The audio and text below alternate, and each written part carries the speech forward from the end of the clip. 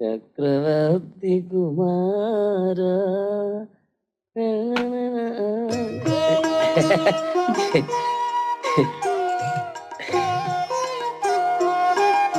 അച്ചായൻ വല്ലാതെ ക്ഷീണിച്ചു. ഏയ് അതെ, ഒരുപാട് നാൾ കൂടി എന്നെ കണ്ടതുകൊണ്ടാ. ഒന്നുമല്ല. അതെ, ഞാൻ ഇനി ജോലിക്ക് പോകുന്നില്ല. അച്ചായനെ ഇവിടെ ഒറ്റയ്ക്കാക്കിയിട്ട് ഇവിടെ ഏതെങ്കിലും ഒരു ഹോസ്പിറ്റലിൽ ജോലി ചെയ്തോളാം. അതും വേണ്ടെന്നേ ഞാൻ പറയത്തുള്ളൂ. കുടുംബത്തിന് വേണ്ടി ഒരു ആയുസിന്റെ മുഴുവൻ കഷ്ടപ്പാടും അച്ചാമ്മ അനുഭവിച്ചു കഴിഞ്ഞു. ഇനി കുറച്ചു നാള് അച്ചായന്റെ അച്ചാമ്മ കുട്ടിയായിട്ട് ഇവിടെ കഴിഞ്ഞാ മതി.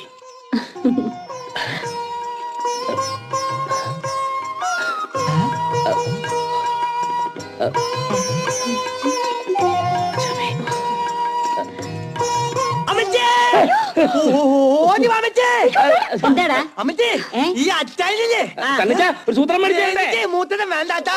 അമ്മച്ചി ഈ അച്ചായനില്ലേ നമ്മുടെ അച്ചാമച്ചാച്ചിനെ ഇങ്ങനെ അവർക്ക് എന്തെല്ലാം കാര്യങ്ങൾ പറയാനുണ്ടോ? അല്ലെങ്കിൽ ഞാനിപ്പോ പോവാ. ഇവിടെ നടന്ന സംഭവം എല്ലാം ഞാൻ എന്റെ കൂട്ടുകാരോട് പറയും. അയ്യോ,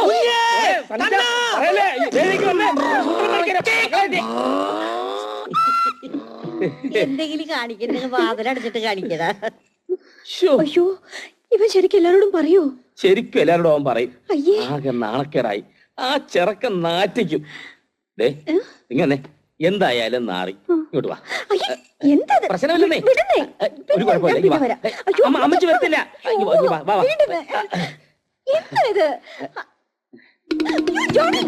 ആരാത്? അച്ഛാ, ഞാൻ ഒന്നും കണ്ടില്ല. ഈ ജനാല അടച്ച ഞാൻ ഒന്നുകൂടെ ഇറങ്ങ. 3, 4,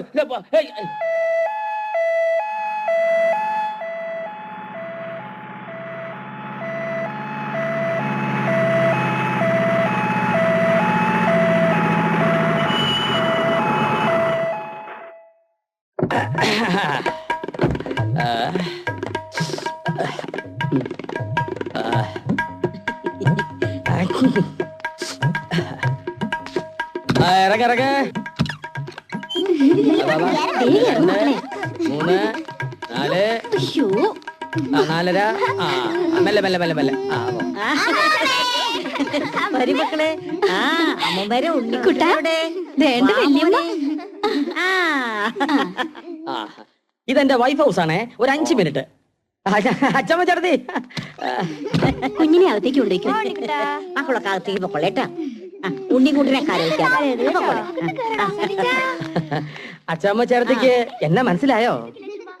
നമ്മുടെ ഈ ആലീസിനെ കെട്ടിയോ ലോറൻസിന്. എങ്ങനെ ഓർമ്മ കാണാനാ? കല്യാണത്തിനെന്ന് കണ്ടതാ. ഞങ്ങള് ചേട്ടത്തിയെ കാണാൻ സന്തുഷ്ട കുടുംബത്തോടെ എത്തിയതാ.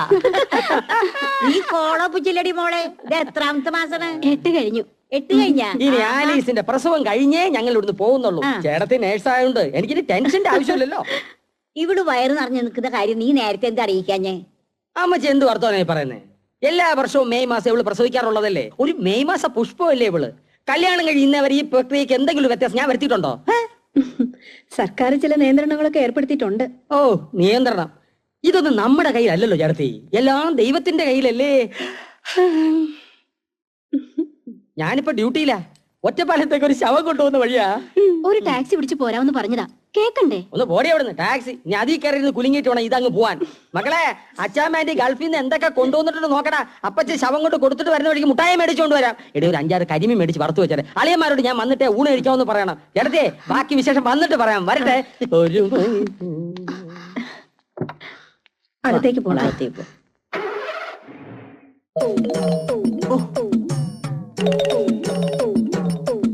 അയ്യേ.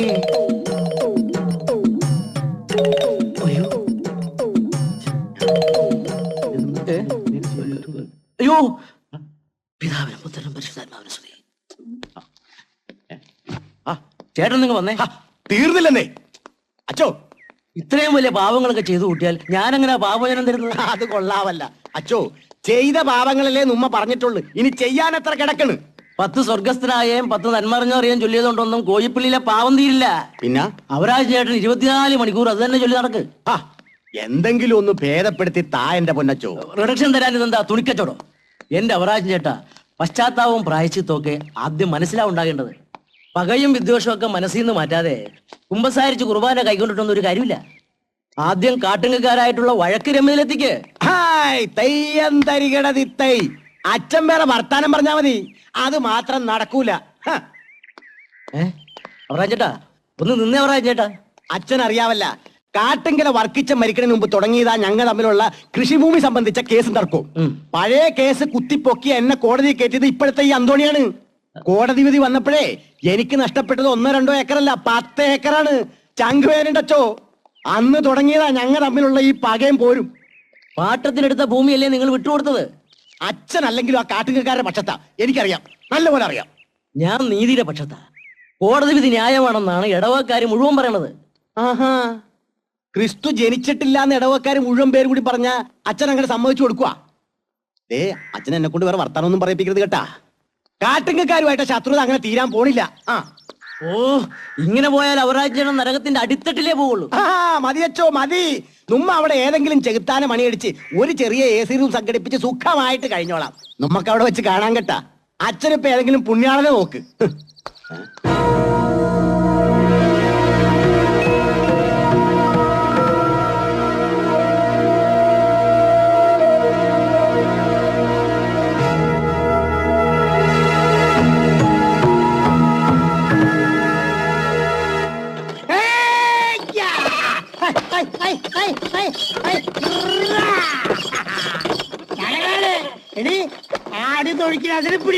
അതിനൊന്ന് പിടിക്കടി മോളെ. എന്റെ അമ്മച്ചിനെ പിടിച്ചല്ലേ അതും ചാടും. മിണ്ടാതെ വണ്ടി തല്ലി മനുഷ്യ.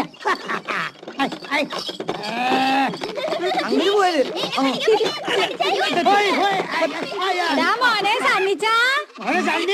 എന്റെ കുട്ടപ്പായച്ചായ വന്നടാ.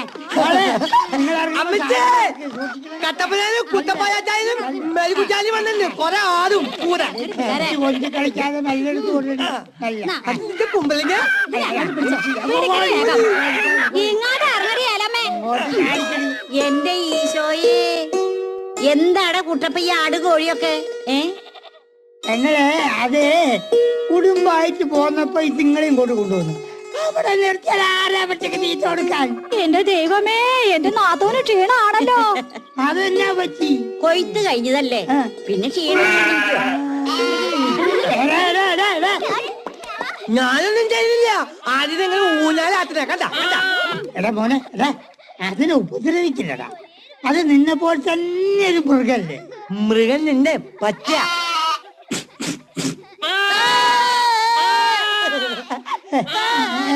എന്ത് ആടി നോക്കിയിരിക്കണം? അത് ആകത്തുള്ളി വെക്ക്.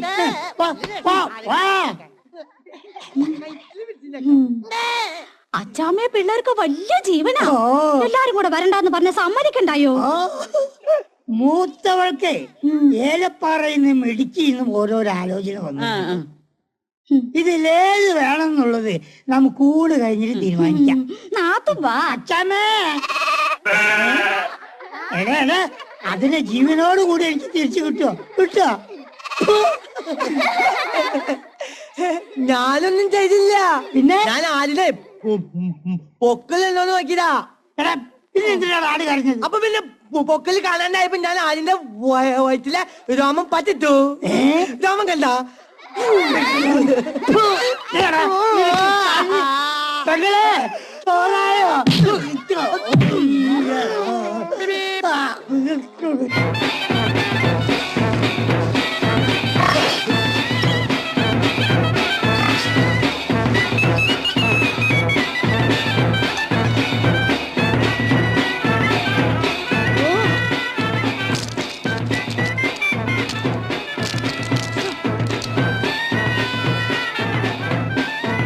അങ്ങോട്ട് വാരി തിന്നടി. എന്റെ ഈശോയെ, എന്റെ നടുവ്.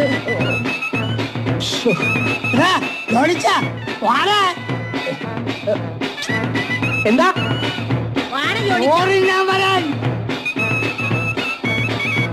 എന്താ ഇവന് ചെവി കേൾക്കല്ലേ? അപ്പുറത്ത് ബാൻഡ് വായന നടക്കുകയല്ലേ, അതുകൊണ്ടാ ചെവി കേൾക്കാൻ പാടില്ലാത്തത്. അവന്റെ നീ അവിടെ നിന്ന് ഊണ് കഴിക്കണ കുട്ടാപ്പി. അവനവിടെ കൊട്ടേ പാടെ എന്തെങ്കിലും ചെയ്തോട്ടെ. നീ ഒന്നങ്ങോട്ട് മാറി അവനെന്റെ കയ്യില് അവനെന്ന് ഞാൻ കൊല്ലുന്നു കിടക്കാനുള്ളതാ ഇന്ന് അവന്റെ അച്ഛാ, അച്ഛാ, ദേ, ദേ, ദേ, ദേ, നോക്കി നോക്കി നീ, നോക്കി.